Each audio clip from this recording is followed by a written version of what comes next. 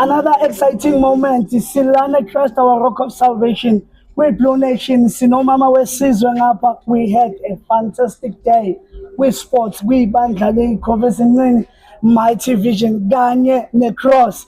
Umama Wesizwe uzozisho ke yena esimama ukuthi what meant to her this event. Abona abantwana bakhe behlangene bayenza such a significant thing. Greetings, mom.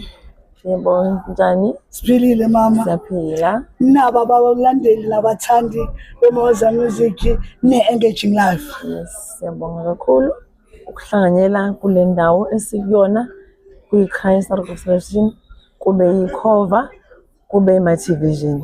Kube mnandi kakhulu ukubona amabandla ehlangene esebenza eworker as a team. Ave kumnandi ukubona abantu abasha bethandana, bezwana, kungekho ukuxabana, kumnandi nje kujatshulwe. Kuyajabulisa lokho. No, wasibonge kakhulu ma. Yazi ngabuzile abosisi lapha. Laba badlali netball. Ngababuza iquestion A1 yokuthi siyazi ukuthi lo mhlaba esiphila kuwo abantu besimame bayahlukumezeka kakhulu and abanye bayathula. Nasemasontweni ikhona lo mkhuba lo Sathane obhokile where abantu bangaya kuphi banenkinga bona, where do they go if there's a problem? If uyahlukumezeka umuntu wesimame, ikhona i-channel for ukuthi akwazi ukuthi reach out kuwe to raise the issue. Yes, ikhona. Bayakwazi ukuthi beze kumina uma benenkinga.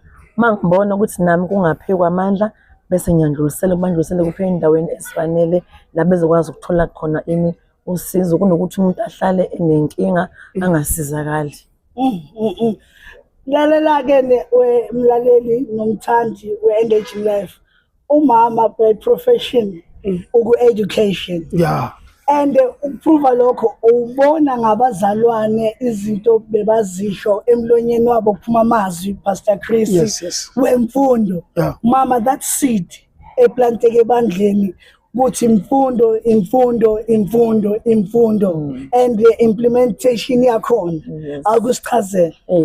Ukufunda nje kuyinto ebalekile kumuntu.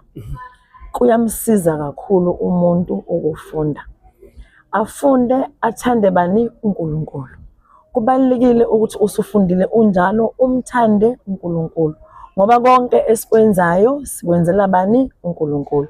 Ucela uNkulunkulu ukuthi ucela akuphe ukuhlakanipha.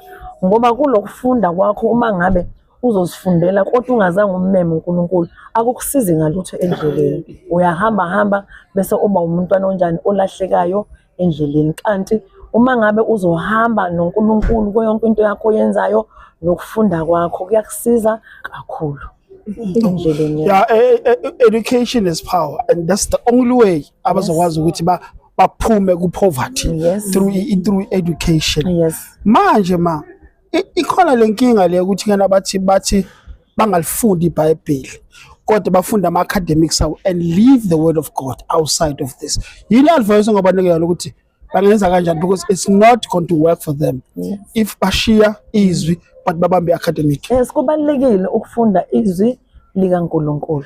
Engiyake ngikusho kubo usuku nosuku akungabi nesikhathi la uvele ulala ungazange ulifunde iBhayibheli. Ngoba kumele uma ukhuluma ngeBhayibheli ukhulume ngento enjani oyiqondayo noyi-understandayo, ungakhulumi ngento njani oyizwile. Kubalekile ukufunda iBhayibheli ngaso sonke isikhathi basondelane nobani noNkulunkulu. uNkulunkulu uzobasiza endleleni.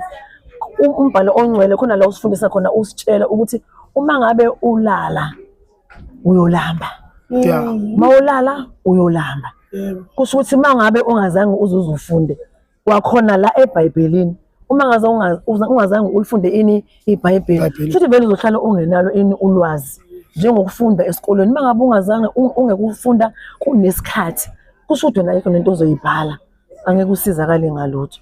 Kubalekile konke ukufunda ngapha ufundaekusiza uNkulunkulu neBhayibheli. Umazi uNkulunkulu ukuthi ukhona uNkulunkulu uyasisiza ngezikhathi zonke. Abe kumnandi ukuhlala uNkulunkulu ngoba uyazi nokuthi endleleni yakho uma uhamba kumele uhambe kanjani.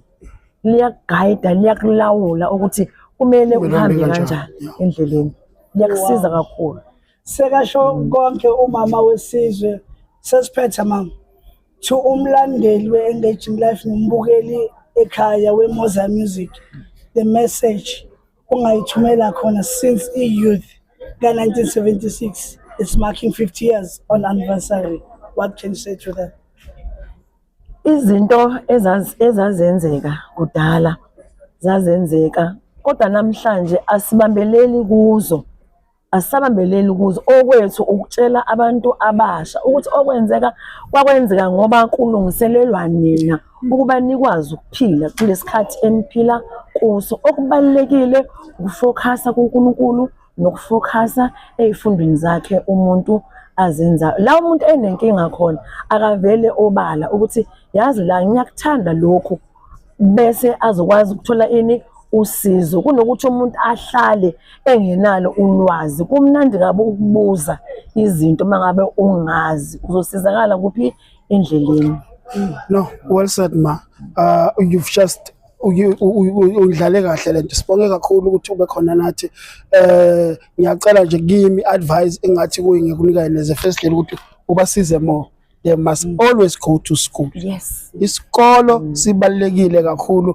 And then what we do Engaging Life, we have a session lapha if bangabamela on Thursday, educational cinemas. Yes. Ukubasiza how to navigate Yes. impilo because is situation inkinga ukuthi bathola ama qualification but they cannot find jobs. Information ayikho. Engaging Life is there to assist them. Pastor Mbata is there. Ungakhuluma naye sinike more bursaries are there. Information is there for all your kids. Lalela, sino first lady, sinaye until tomorrow. Simbambile nje la Eduze kwethu. Don't forget TikTok, Engaging Life, YouTube channel, Moza Music. Hey, she's not just the first lady. Go to Album Christ, Christ our Rock of Salvation. uNkulunkulu uThixo nomusa, and just check the sleeve itself. She is the lady behind all the work. Lalela sekeleni writer, let's just buy the copies and also sithenga music and support music wethu waseZayoni. Don't forget every Thursday 6 until 9. Engaging Life where life matters. As Pastor Chris normally said, the Spirit of the Lord Always flow upon the face of the deep. Sawubonga ma.